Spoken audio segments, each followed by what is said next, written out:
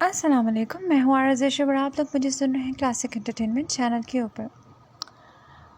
میں آپ کے لیے لے کر آئی ہوں مجھے جان چاہیے کہ ایپیسوڈ نمبر 34۔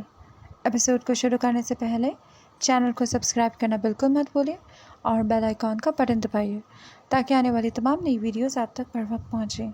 تو چلتے ہیں ایپیسوڈ کی جانب، لیکن ایپیسوڈ کی جانب جانے سے پہلے وہی التجا جو ہمیشہ سے ہوتی ہے۔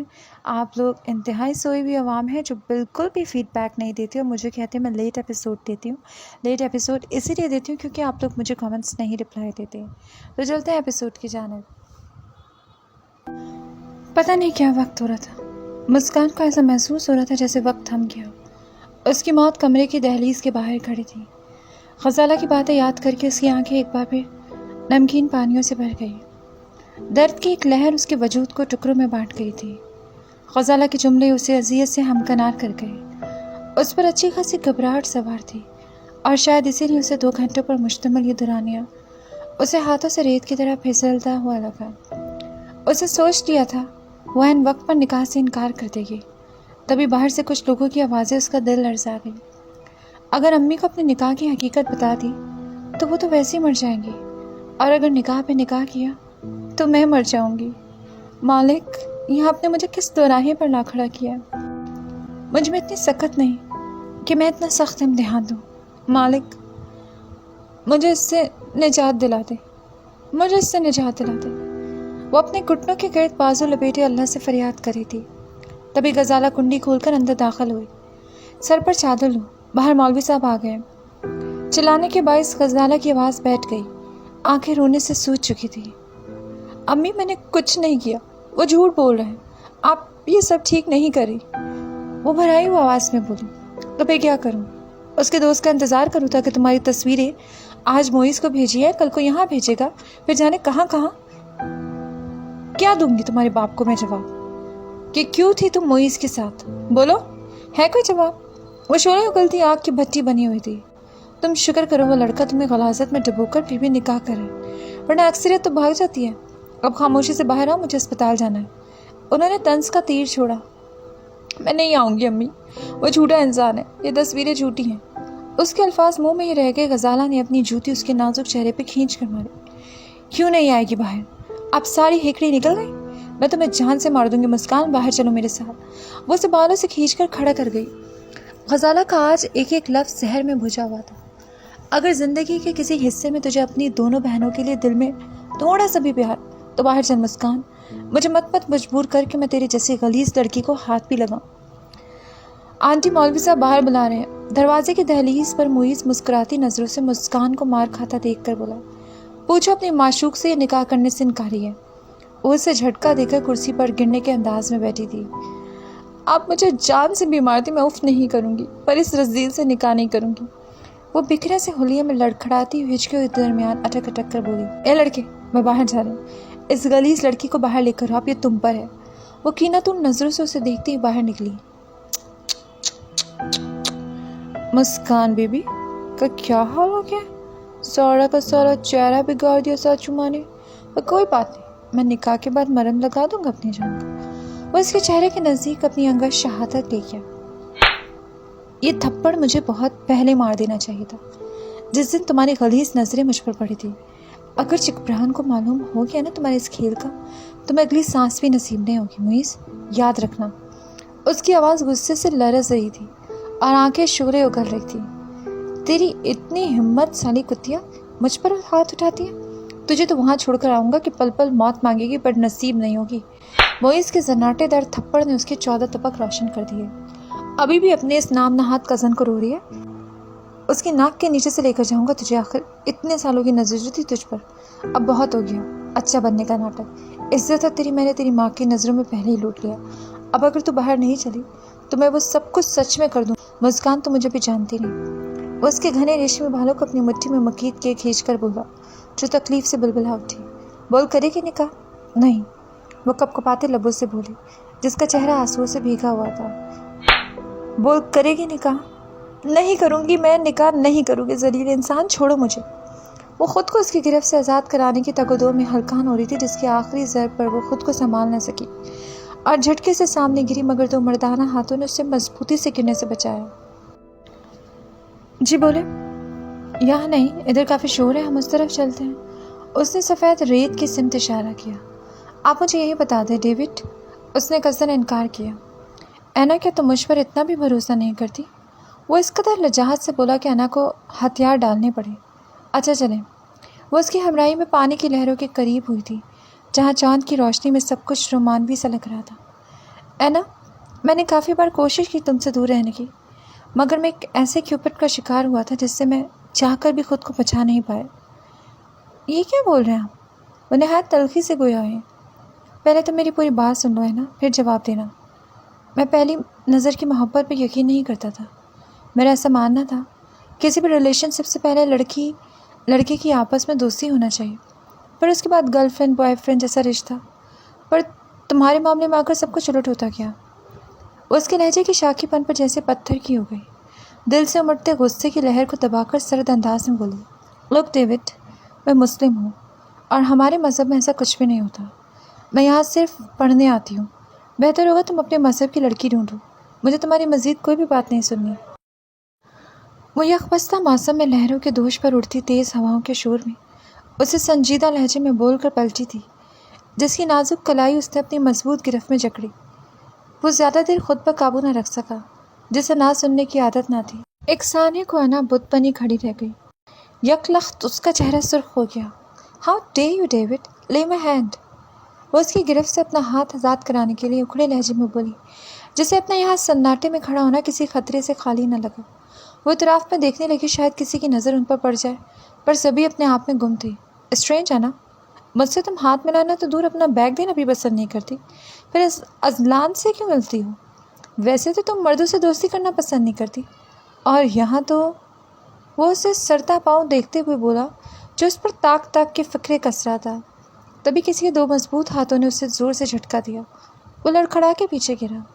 اس لیے ڈیمٹ کہ وہ میری بیوی ہے، اس سے جتنا دور رہے گا تیرے لیے اتنا ہی اچھا ہوگا، ورنہ میں بھول جاؤں گا کہ تو میرا بچپن کا دوست ہے۔ ورنہ کو اپنے حصار میں نہیں، اس پر شیر کی طرح دھاڑا تھا، جس کے لیے یہ انکشاف تحیر کا باعث تھا۔ وہ دھک سے کبھی اذلان تو کبھی انا کو دیکھتا۔ تم جھوٹ بول رہے ہو زی، اصل بات صرف یہ ہے، جس دن سے میں نے تم سے اپنی فیلنگز شیئر کی تھی، اس دن سے تمہاری نیت اس پر خراب ہو گئی۔ اس نے غصے سے سرخ ہوتی آنکھوں سے انا کو دیکھا، جس کے بدلحاظ تیور انا کو گڑبڑائے دے رہے تھے۔ ڈیوڈ، میں بول رہا ہوں، اپنی زبان کو لگام دو، ورنہ تیرا منہ توڑنے میں مجھے ایک لمحہ نہیں لگے گا۔ اس کے ماتھے پر سلوٹیں نمودار ہو گئیں، بھوری آنکھوں میں غضب کی سرخیاں ہلکورے لینے لگی۔ ٹھیک ہے، میں بھی اس پر کوئی سین کریٹ نہیں کرنا چاہتا، مگر آج سے تمہاری میری دوستی کے درمیان یہ آ گئی ہے، اس لیے… وہ اپنی انگلیوں سے اس کی سمت اشارہ کرتے ہوئے نہایت تلخی سے بولا، بھاڑ میں جاؤ میری طرف سے۔ وہ تیزی سے سب کی جانب بڑھا تھا۔ آئی ایم سوری اذلان، وہ میری وجہ سے آپ سے ناراض ہو گیا۔ وہ اسے ٹھنڈا کرنے کی غرض سے باعجلت بولی، نہیں، اس کی غلط فہمی دور کرنا ضروری تھا۔ جب وہ ٹھیک ہوگا خود ہی واپس آ جائے گا، میں جانتا ہوں اسے۔ وہ جلاہٹ چھپا کر سپاٹ انداز میں بولا، تاکہ انا خود کو گلٹی محسوس نہ کرے۔ پر تم اس وقت یہاں آئی کیوں تھی؟ وہ سرد انداز میں بولا، جس کے چہرے پہ شعلوں کی لپک تھی اور آنکھوں سے غضب کی چنگاریاں برس رہی تھیں۔ وہ ڈیوڈ لے کر آیا تھا۔ انا ہونٹ چباتے ہوئے گردن موڑ کر دوسری سمت دیکھتے ہوئے بولی، جو سب سے مٹھیوں کو بھیج گیا۔ آئی ایم سوری اذلان، مجھے نہیں معلوم تھا وہ مجھے کس نیت سے بلا رہا ہے۔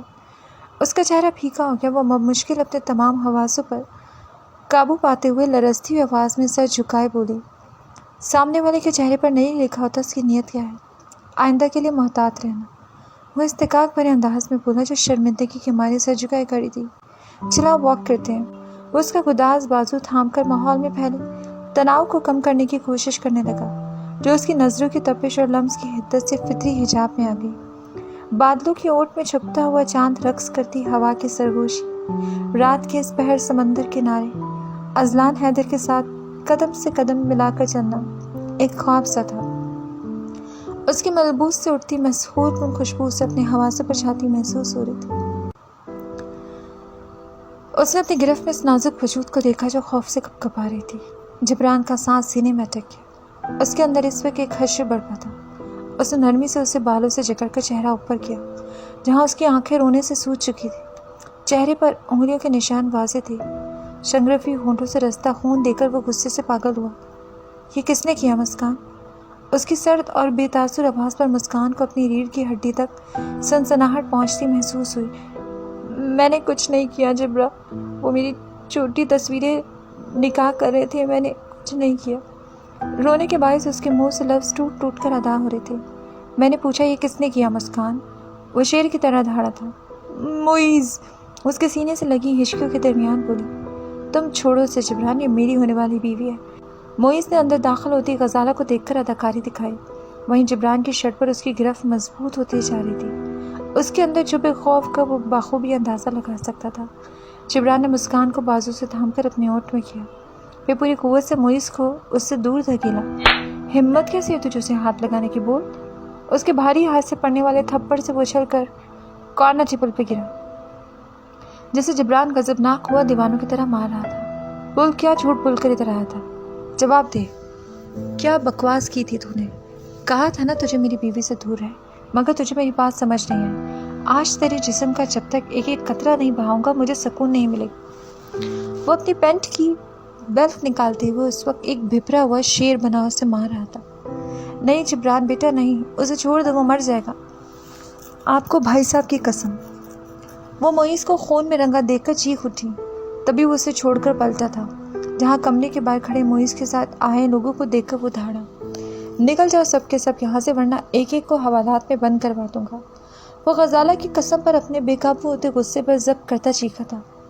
آپ کے سامنے یہ گھٹیا انسان مسکان کو تکلیف پہنچا رہا تھا اور آپ اسے موقع دے رہی تھی؟ کیا میں پوچھ سکتا ہوں کیوں؟ وہ ایک بار پھر دہاڑا تھا، جو پسینے میں شرابور اس وقت سب کچھ تہس نہس کرنا چاہتا تھا۔ بولے تائی، پلیز بولے، ورنہ میں اس رزیل کو جان سے مار دوں گا۔ غزالہ اس کا پاگل پن دیکھتے ہوئے صوفے کی سمت دیکھنے لگی۔ وہ ان کا اشارہ سمجھ کر وہاں پڑا تھا، جہاں ایک کے بعد ایک تصویریں دیکھ کر اس کا خون کھول اٹھا۔ یہ تصویریں آپ کو اس نے دی ہوں گی، ایم آئی رائٹ؟ وہ چہرے پر چٹانوں سے سختی لیے کارپٹ پہ الٹی پڑی معیز کو دیکھ کر بولا، جو اپنے آنسو پر بند باندھتی ہوئی اسے سب کچھ بتاتی چلی گئی۔ اب تم بتاؤ میں کیا کرتی؟ میرے پاس اس کے علاوہ کوئی حل نہیں تھا، اس لیے آپ نے اپنی خون کی بات رد کر کے اس کتے کی بات سنی۔ وہ غزالہ کی بات درمیان میں اچک کر معیز کو کک مارتے ہوئے بولا، مجھے بہت افسوس کے ساتھ کہنا پڑا ہے کہ آپ نے اپنی بیٹی کی بات نہیں سنی۔ آپ کی بیٹی اتنی ہی پاک ہے جس کی ہر شوہر تمنا کرتا ہے۔ مجھے اپنی بیوی مسکان جبران پر پورا بھروسہ ہے، اس جیسے 10 معیز بھی اٹھ کر آ جائے میں تب بھی نہیں مانوں گا۔ وہ غزالہ کی آنکھوں میں آنکھیں ڈال کر بولا، جو ساکت تو اس کی باتیں ہضم کرنے کی کوشش کر رہی تھی، اور تیری ہمت کیسی ایسی گھٹیا کھیل کھیلنے کی؟ وہ اس کے بے ہوش وجود کو جھنجھوڑتے ہوئے بولا، جو نڈھال سے اوندے منہ پڑا تھا، اٹھ، اب بولتا کیوں نہیں؟ کمزور عورتوں سے لڑتا ہے، مجھ سے لڑ، تو نے میری عزت پر ہاتھ ڈالا۔ وہ مسلسل اس کے نڈھال جسم پر لاتے مار رہا تھا۔ بیٹے اسے معاف کر دو، اگر اس سے کوئی غلطی ہو گئی میں تمہارے پاؤں پڑتی ہوں، میرے بچے کو چھوڑ دو۔ معیز کی ماں کو محلے دار بر وقت اطلاع دی ہے۔ وہ بھاگی دوڑی اندر کا منظر دیکھ کر انگش بندانہ رہ گئی، جہاں اس کا بیٹا خون میں لت پت پڑا تھا۔ چھوڑ رہا ہوں پر کچھ وقت کے لیے، اسے مجھ سے اب کوئی بچا نہیں سکتا۔ وہ تیزی سے مسکان کی طرف بڑھا تھا، جو گھٹنوں کے گرد اپنے بازو لپیٹے دیوار سے چپکی بیٹھی تھی۔ مسکان، اس نے اس کے جھکے سر پر ہاتھ رکھا جو لچکیلی ڈال کی طرح اس کی باہوں میں جھولی تھی۔ مسکان اٹھو، ہوش میں آؤ، سب ٹھیک ہے، پلیز آنکھیں کھولو، دیکھو میں آ گیا ہوں۔ وہ اس کی ہلکی چلتی سانسیں دیکھ کر پریشان اٹھا۔ وہ تیزی سے اسے اپنے مضبوط حصار میں لیے باہر کی سمت بھاگا تھا۔ خود سے دور جاتی مسکان کو یوں نیم جہاں دیکھ کر ان کا سکتہ ٹوٹا تھا۔ وہ تیزی سے جبران کے پیچھے نکلی تھی۔ تمہیں معلوم ہے تمہاری جو یہ بولتی ہوئی نگاہیں ہیں نا، یہ مجھے کسی کام کا نہیں چھوڑتی۔ وہ مسحور کن لہجے میں بولا، جو اس کے لہجے کی گمبھیرتا اور اتار چڑھاؤ کے بیچ غم میں کھوتی جا رہی تھی۔ اس کے سینے میں موجود دل اس کی توجہ پا کر تیزی سے دھڑک رہا تھا۔ وہ جو ہر لڑکی کو دیوانہ کرنے کی صلاحیت رکھتا تھا، اسے صرف انا اسلان کی چاہت تھی، جو اسے سوالیہ نظروں سے دیکھ رہی تھی۔ ان میں اتنی گہرائی ہے جس میں ڈوبنے کا مجھے عشق ہو چلا ہے۔ انا نے لمحے بھر کو سر اٹھایا، مگر وہ ان بولتی نگاہوں میں زیادہ دیر دیکھ نہ سکی۔ جب میں نہیں تھا تب مجھے یاد کرتی تھی؟ اس کے اچانک ایسے سوال پوچھنے پر وہ چونکی تھی، لبوں پر دھیمی سی مسکراہٹ چھائی تھی۔ آپ کو اچانک یہ کیوں یاد آ گیا؟ کیونکہ میں جاننا چاہتا ہوں تمہیں۔ کچھ بھی نہیں، وہ بے ساختہ بولی۔ تمہیں میری قسم ہے نا، بتاؤ کیا کرتی تھی جب تمہیں ہمارے رشتے کا معلوم ہوا تھا؟ آپ نے اپنی قسم دے کر مجھے آزمایا ہے نا؟ ایسے ہی سمجھ لو، اب بتاؤ جلدی سے۔ بوانا کو ٹکٹکی باندھے دیکھتے ہوئے بولا جو کوئی راہ فرار نہ پا کر گہری سانس لیے بولی، میں نے کیا کرنا تھا اسنان، میں کچھ بھی نہیں کرتی تھی۔ آپ کے پاکستان آنے کے بعد ہر دستک پر، ہر آہت پر میں انتظار کرتی تھی کہ شاید اس بار آپ ہوں گے، پر ہر بار انتظار لا حاصل رہا۔ میں نے ان جگہوں پر بار بار جاتی تھی جہاں آپ پہلے جاتے تھے، ایک بار، 2 بار، 1000 بار، کہ شاید آپ وہاں دوبارہ آ جائیں، پر نہیں، وہ انتظار لا حاصل رہا۔ اس کی آنکھوں میں نمی سی تھی جس نے پرانے زخم ادھیڑ دیے تھے۔ میں آپ کو گھنٹوں بیٹھ کر سوشل اکاؤنٹس پر تلاش کرنے میں لگاتی تھی کہ شاید آپ کی کوئی جھلک دکھائی دے، پر وہ انتظار بھی لا حاصل تھا۔ بہت گہرے تھے وہ دکھ، دریا جیسے جنہیں سر کرنا میرے لیے دنیا کا سب سے مشکل ترین کام تھا۔ وہ رندھائے لہجے میں بولی جو بیک وقت مسکراتی تھی تو کبھی اپنے انمول موتی چھلکاتی تھی۔ اسے اپنے نازک ہاتھوں پر اذلان حیدر کی گرفت مضبوط ہوتی محسوس ہوئی جو اسے اپنے ہونے کا احساس دلا رہا تھا۔ پھر میں نے صبر کرنا سیکھ لیا، اپنے سینے میں دھڑکتے اس دل کو مسل دیا۔ تبھی وہ بے خیالی کی دنیا سے خیال میں لوٹی تھی۔ اس نے سٹپٹا کے اذلان حیدر کی گرفت سے اپنا ہاتھ چھڑوانا چاہا، جس پر وہ اپنی گرفت اور مضبوط کر گیا۔ اس کا دل بھر آیا، آنکھوں کے کناروں پہ سسکتے آنسو بے ساختہ تھے۔ سوچنا بھی مت یہ مجھ سے الگ کر پاؤ گی، تم نہیں میں ہوں نا، میں تمہارے اس گزرے وقت کو واپس نہیں لا سکتا۔ وہ اس کے آنسو پہنچتے ہوئے بولا جو زخم کو ریتے جانے پر بکھر سی گئی تھی، مگر تمہاری قسم، میں تمہارے آنے والے ہر وقت کو یادگار بنا دوں گا۔ اذلان حیدر نے اسے اپنی مضبوط پناہوں میں بھیج لیا جو اس کے مضبوط حصار میں ٹوٹ کے روئی تھی۔ اب میری برداشت سے باہر ہو گیا، یہ سب تم انہیں ایسے دیکھ سکتے مگر میں نہیں، میں اسے سمندر میں پھینک دوں گی۔ وہ کھجور کے درخت کی اوٹ میں کھڑی ان دونوں کو ایک دوسرے کے نزدیک دیکھ کر آگ بگولا ہوئی تھی۔ تبھی وہ اس پہ برہم ہوئی۔ میں نے کہا نا تمہیں جو کرنا ہے کرو، مگر اینا کو کھروچ بھی آئی نا تو تمہاری جان میں خود لوں گا۔ وہ صوفی کو دیکھتے ہوئے واپس نکلا تھا۔